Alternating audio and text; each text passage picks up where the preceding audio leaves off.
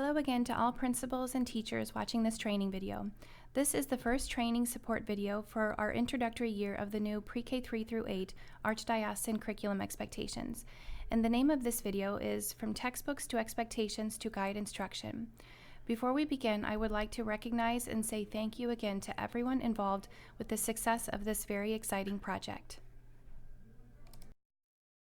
Here are some important notes to begin. Information in this video is a continuation of notes shared at the November region meetings regarding the unified curriculum. The purpose of the video is to support principals and teachers during our introductory year of the new curriculum expectations in preparation for next year's implementation year. While teachers should be using this year to compare what they teach to the new Archdiocesan expectations, tools and ideas given in this video and in others that will be supplied may be helpful as we prepare for next year. At the heart of this video are essential understandings and essential questions that may be helpful for PLC and faculty meeting discussions at your school and within your region. We are asking schools to stay the course. Please refer back to the training video and materials emailed August 12th. It's important to say that projects of this size and magnitude will require adjustments as the plan unfolds. We thank you for your patience and promise to communicate changes to the plan and updates as quickly as possible. Speaking of updates, committees continue reviewing expectations and have begun designing unit plans using the Understanding by Design framework. Also emailed with this video are links to suggested resources that may be helpful to you.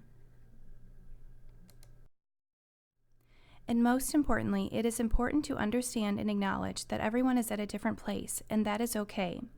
This project can be overwhelming, but we as one archdiocese and unit of Catholic education are going to be much stronger and better for having done this, with teachers and principals within regions more equipped to work together and collaborate, which will have a positive impact on our students' formation and success. It's always important to remain goal-focused, so to highlight the ultimate goals of this project, they are that teachers teach the new Archdiocesan expectations and that students master them. Keep in mind again that we are still in the very beginning stages, and know that your feedback is important and appreciated and will be considered. And lastly, we assume that teachers are differentiating instruction to meet the individual needs of their students. Some need more and some need less. Again, the topic of this video is From Textbooks to Expectations to Guide Instruction, Differences between the Local Curriculum and Archdiocesan Expectations. We'll begin by breaking this large topic down into essential understandings and essential questions on the next slide. Before we continue though, it is important to say that while this video focuses on the what is taught, the how and when it is taught are equally important. Research suggests that a weak curriculum coupled with strong pedagogy has greater effect than a strong curriculum with weak pedagogy. Therefore, included in the same email with the link to this video are the following resources that may be helpful to you. An additional support video called Effective Lesson Design, a best practices resource with specific strategies in the areas of classroom and behavior management, communication and relationships, lesson planning, design, and execution, and assessments. And the article, A Note to Educators, Pedagogy Surpasses Curriculum. Please do not let this overwhelm you. Remember that every school and every teacher is in a different place. Therefore, we want and need to be as thorough and inclusive as possible in supplying resources to meet everyone's needs. Let's move to the next slide for the essential understandings and essential questions for the topic of this video. Teaching the new expectations, things to consider and dialogue regarding differences between your local curriculum and the new Archdiocesan expectations. On the left is a list of important statements that principals and teachers should understand, and on the right is a list of essential questions that may be helpful for PLC and faculty meetings. I will read these out loud, but if you prefer to read them silently to yourself, you may pause the video to read at your own pace and then fast forward to the next slide. It is important for teachers to understand that publishing companies don't know our students, don't share our mission, and sometimes don't follow and support research on effective lesson design. Therefore, they can't be the ones dictating what is taught, when it is taught, how it is taught, and how our students' achievement is measured. The new unified pre-K 3 through 8 Archdiocesan curriculum expectations and other sets of standards have many years of research behind them and delineate the natural progression of skills and content that students should acquire in preschool through 12th grades. The Iowa Standardized Test and diagnostic and benchmark assessments used by many of our schools, such as the Renaissance STAR and Math reading tests, are aligned to state and national standards, which have been used when creating the new Archdiocesan expectations. Our Archdiocesan expectations are not a curriculum, but serve as a blueprint from which local schools develop challenging curriculums to help all students achieve. The expectations are meant to be broken down for students into achievable unit, lesson, and daily objectives. And finally, it is important to understand that instruction and assessments should always be differentiated to meet individual students where they are. Essential questions for discussions include: why do we teach this in this grade? What source documents were used to determine this? Are there differences in verbs, meaning verbs in Archdiocesan expectations versus verbs in our local written curriculum versus verbs the teacher is teaching during instruction versus verbs or requirements of students' in formative and summative assessments? Ideally, all should be aligned. Do we use data to drive instructional decisions? If so, what data do we use and how do we use it? And if no, what data do we already have that we can begin using to drive instructional decisions? Let's bring clarity to these big picture concepts in the last two essential understandings. What do we mean by expectations are meant to be broken down?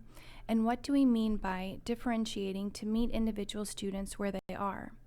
The next two slides explain through an example how to break down an expectation. Here is a template for breaking down expectations. It can easily be recreated using Microsoft Word, and I also attached it to the same email as the link to this video. Let's look at all the different parts first. A teacher would copy one expectation in the top box, then copy all the verbs in this box, then the key nouns of the expectation here. Then there's a reflection box here where the teacher writes what he or she thinks students need to be able to do. And finally, a place for the teacher to reflect and write on how students will show mastery of the expectation. Let's look at an example on the next slide. This is the Unified Pre-K 3 through 8 Archdiocesan Curriculum Expectations spreadsheet emailed in August. And we are going to take this first grade priority reading expectation that reads, develop and demonstrate reading skills in response to reading text and read-alouds by retelling main ideas in sequence, including key details. There are lots of words in this expectation, so let's go back to the template to break it down and focus ourselves. Let's read the expectation one more time before we break it down. Develop and demonstrate reading skills in response to reading text and read-alouds by retelling main ideas in sequence, including key details. Okay, the main verbs in this expectation are retell and demonstrate reading skills. The nouns we should pull from here are text, read-alouds, main ideas, and key details. The next section of what I think my students need to do is ultimately interpreting the verbs. So for this example, retelling, we're going to say really means speaking. And for demonstrate reading skills, we're going to say that means to show that they understand what the story was all about, that they are able to synthesize the story into a short and sweet summary. Lastly, the section, how will they show mastery, is where a teacher would draw from other sections the verbs, the nouns, and where they explained what the students really need to do, and put ideas of how they might show mastery of the expectation. So for example, the teacher might think about doing a collaborative retell where students are put in groups and given pictures to represent main ideas and details of the story, and maybe they have to retell the story in order with each person in the group being in charge of one picture. Or the teacher might put a synthesis rubric where they differentiate the achievement levels for when students have to synthesize and retell the story to the teacher. So this is one example of a template that can be used to break down expectations into meaningful parts and begin to plan teaching strategies and how students will show mastery. Now let's take that same expectation and bring clarity to what is meant by differentiating to meet students where they are. Mary Jane struggles with reading comprehension and articulation, so this expectation is going to be a challenge for her. Knowing this, the teacher purposefully prepares an easier version of the text for her to read.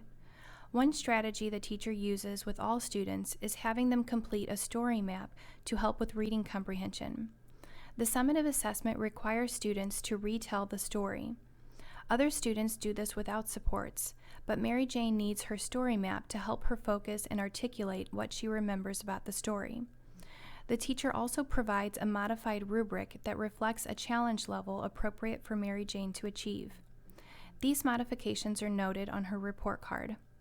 With time and practice, the goal is for her to use a story map less and less as she retells stories to her teacher and improve reading comprehension and other literacy skills to be able to read text appropriate for her age. Until then, the teacher continues differentiating the text and assessments to meet Mary Jane where her abilities are. Colton's reading comprehension skills, on the other hand, are very advanced. Knowing this, the teacher purposefully prepares a more challenging version of the text for him to read. His story map is modified to require added details about the setting, problem, and solution of the story, and his rubric is also modified to require these added details during his retell. These modifications are noted on his report card.